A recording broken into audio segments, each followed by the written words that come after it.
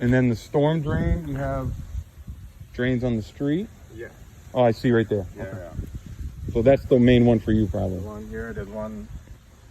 Yeah. When it rains here in Florida, we're talking 3 or 4 inches within 30 minutes.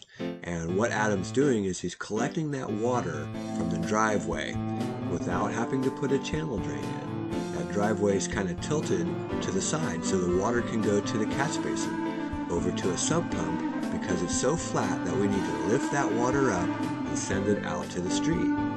Adam, in our Miami office, does showcase work on every job.